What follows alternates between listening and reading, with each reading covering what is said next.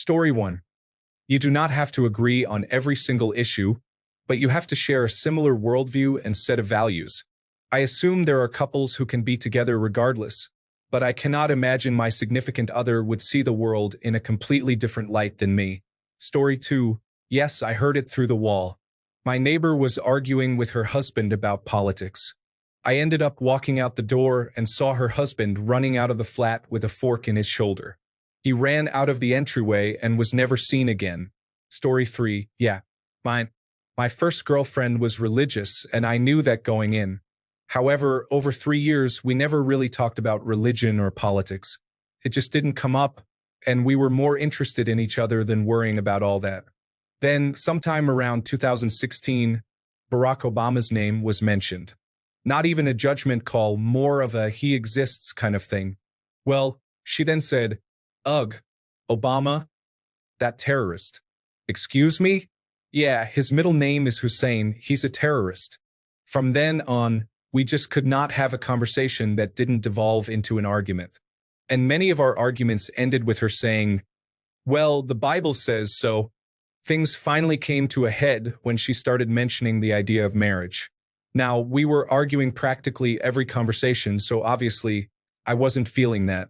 It came down to me saying I wouldn't consider marriage until we lived together, and she wouldn't consider living together unless we were married. At that impasse, we decided to break it off. She then went off the alt-right deep end, so it was probably for the best. So now, I tend towards finding out someone's politics and religious beliefs way earlier than most say is normal. Oh well. Story 4. A friend of mine's parents divorced partially because of her dad cheating on her mom, but partially because of political differences. They were actually both conservative, just different kinds of conservative. He was an atheistic libertarian who wouldn't hire black people for his business because the statistics show they're more prone to crime, while she was a deeply religious evangelical Christian who thought fantasy was satanic and evolution was made up by scientists trying to undermine God.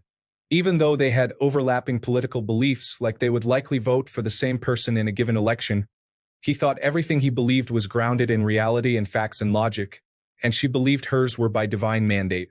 I'm a leftist, but I could see a similar thing happening with, say, a hardline revolutionary leftist and an anti-fascist leftist. Even though your beliefs allegedly align, they're coming from different values. Story 5. Politics and religion are two things that I make sure we are in agreement on before even the first date. It saves everybody a lot of time and strife down the line. Story 6. My mother's friend was always a vocal feminist, and her husband was always quietly conservative until his partner had to have an abortion for medical reasons. He brought her home the day after the procedure and left to go to the shops and never came back, leaving her a letter saying how he couldn't be with a murderer and that he hopes she lives a long, painful life and burns in hell for what she did to his child. He tried to reconcile after he finally let someone explain to him what a medical abortion was, and I believe she told him to leave her alone and die. Story 7. Only about 4% of marriages are between a Democrat and a Republican. So most of these stories are about finding out you disagree with a partner, not living with a partner you have disagreed with. Story 8. I wouldn't say broke up, really, because it was only a few dates, but I definitely ended things with a guy who revealed his white supremacist and fascist leanings. He actually talked about the great ideas of the Nazi regime and how we should basically have a white supremacist Christian theocracy in the country. To add icing on that cake, I'm mixed race. Also, I'm not religious. He knew those things because I'm obviously not white, plus he met my dad in passing, who is even more obviously not white. Religion had briefly come up on the second date. On the third date, he had a few drinks and went on a full Nazi-loving, misogynistic, theocratic rant. Yeah, I'm out. Story 9. A lot of these are left versus right politics, so I'll share mine, which was within the party but definitely just a worldview issue. I'm left, but what would probably be far left on some specific issues, but moderate left overall. She was pretty far left overall, but very into identity politics specifically, having been raised by a first-generation immigrant family. We didn't really fundamentally disagree on much, but the degree to which our lives revolved around politics was the deal-breaker. For me, it came down to every discussion devolving into politics and there being absolutely no option to disagree or even change the topic, because to her, the politics and her idea of herself were the same thing, her own words. We could be talking about the new burrito place, and it would end up in a lecture about the systemic oppression of people of color. It just isn't enjoyable to be unable to talk about anything else or relax a bit. Story 10. A friend of mine dated this girl for a couple of months, and she seemed pretty cool. One day, she wore a Make America Great Again hat to a party. We all thought it was an ironic joke. This was before Donald Trump got elected, and a lot of people didn't take him seriously as a candidate. Plus, we are Canadian. When people talked to her about it, it became very clear that she was dead serious. The next day, my friend and she had a serious talk about politics. He's not an ultra-leftist by any means, and in some ways, he is right-leaning. The final straw was when it came out that she had a fake Facebook profile that she used to harass Muslims. He broke it off and she was shocked. Story 11. I was in the talking phase with someone when I made a comment about how I did not care about the royal wedding between William and Catherine. She stopped talking to me after that and was supposedly horrified at my opinion. We would have been incompatible, and I am now very happily married. Story 12. He was moderate left agnostic, and she was moderate right Christian. They disagreed on quite a few things, but they were always able to find a compromise that worked for them, and they were always willing to talk things over. Until COVID-19 happened, the lockdowns affected her, and she started spending too much time on extreme parts of the internet and became strongly anti-vaccine. However, they agreed to let each other make their own medical decisions. Of course, she was just telling him what he wanted to hear. It all came to a head one night when she tried to hide his wallet, along with his Medicare card, to prevent him from getting his second dose of Pfizer. From what I heard, she is still unemployed, refusing to look for work, living with her parents again, and completely blames him for things falling apart. Story 13. More religious than political. She was a Buddhist and believed all was transient and temporary. She used this as an excuse to avoid putting in any effort past the honeymoon period and would not commit to an adult relationship where both parties planned for the future. This manifested itself as a political difference as well as a religious one, but really, she was a free love hippie who had not grown up enough to cultivate genuine communication skills. Story 14. I have seen them end, and like every other story, it was just too many arguments that led to the breakups. What I do see, which I find kind of sad but also interesting, is many of my peers have Republican husbands and very liberal wives. The husbands just pretend to be liberal in front of their wives, but when it's just the boys out at the bars, their conservative sides come out strong. These guys just pretend, and when voting comes around, they vote Republican. My wife and I have bets on how long these relationships will last. It seems kind of callous of us, and we do find it sad, but it's also very interesting to pay attention to. Story 15. November 2008. Hanging out at the house, and Barack Obama has just won the election. Just as I'm about to start celebrating, my girlfriend starts crying. I mean, bawling inconsolably, trying to figure out if she had just gotten some bad news on her BlackBerry or something like that. She is actually crying at the TV. She was crying because she felt her country had just been ruined. I am a black man. It was the first time that politics had ever played any part in my dating life. Needless to say, I was quite shocked. That was the year I learned that a hot body wasn't everything, and in fact, it wasn't even enough. Needless to say, we drifted apart after that. Story 16.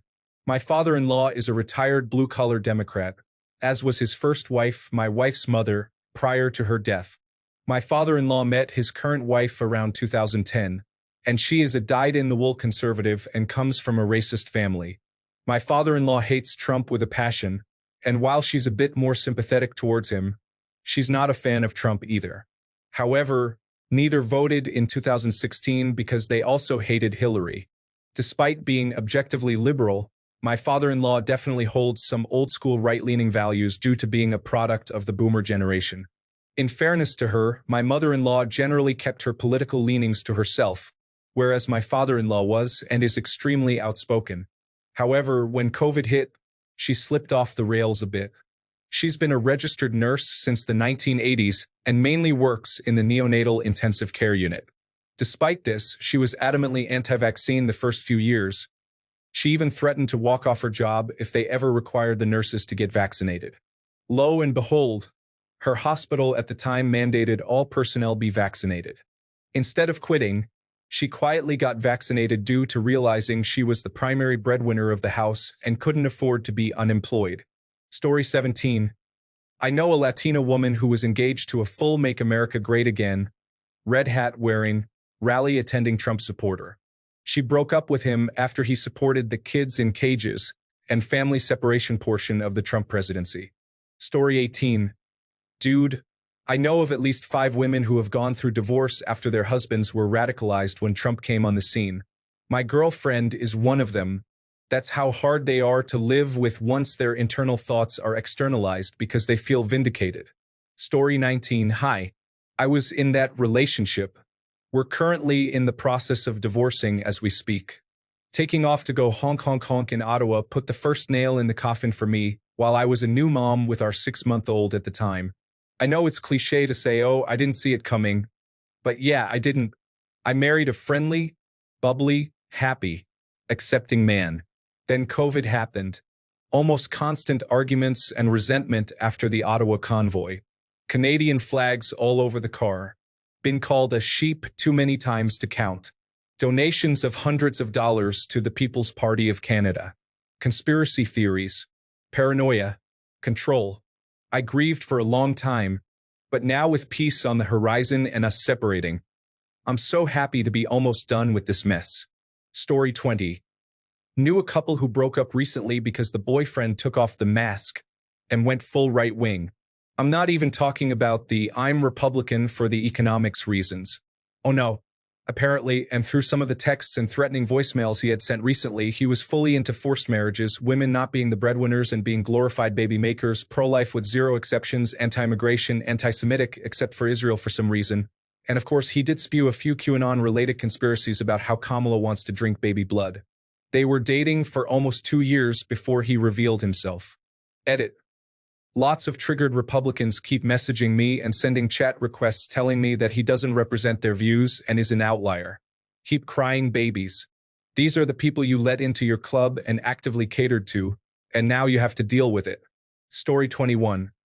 Not a full relationship, but in college, I went on a few dates with a girl I knew from back home and who was in a language class with me. One day, we had a lesson about Indigenous languages in Canada. She said so many awful things about Indigenous people that were the complete opposite of my views. I never went out with her again. It's a non-starter, especially these days. Story 22. My parents split for a lot of reasons, but one of the straws that broke the camel's back was political views. My mother took my sisters and me to see Barack Obama speak back in 2008 and apparently didn't tell my father. He found out, obviously, and went absolutely ballistic. He said something along the lines of, I can't believe you took my kids to see that man without telling me. I never heard my dad speak about politics before Barack Obama ran for president. He never talked about his views, who he voted for, nothing. It was like someone flipped a switch in his brain when Barack Obama became a candidate, and he became a vile, racist, and evil person when it comes to politics. My mom was absolutely floored, as she had never seen this side of him before. I went off to college the next year, and it apparently became worse and worse. This was on top of him not being that great of a partner or father. And I got a call from my dad one day while I was in my dorm, with my mom yelling at him in the background and essentially kicking him out, and that was that. He has since gone full Make America Great Again, and has said some heinous, and I mean heinous things in the last 8 years, and even more so since Kamala Harris entered the race. I love my father, but I cannot stand his political nonsense. He knows that I lean very left, and we've come to a quiet understanding that we just don't talk about politics, mainly because whenever he tries to talk to me about anything political, I just don't answer him. In summary, my dad went full-blown racist when Barack Obama started his presidential campaign, which led to my mom divorcing him. Story 23. I had a short relationship in 2015 and 2016. I met a girl. She was a social worker and a Republican. All right, I'm a liberal. I can accept a good, healthy debate over politics, right? She supported Marco Rubio, which I thought was hilarious. A couple of months later, she said she now supported Donald Trump. I was like, major red flag. A few weeks after that, she casually dropped, I think some racists should be sterilized. She said, I work with them in my daily job. I know what's best for them, and they should all be sterilized. Whoa there. Anyway, I never could figure out if she was trolling me to try to make me break up, but I ended it that night. I mean, literal Nazi talking points. Yikes. Also, I don't ever date Republicans anymore. I just can't.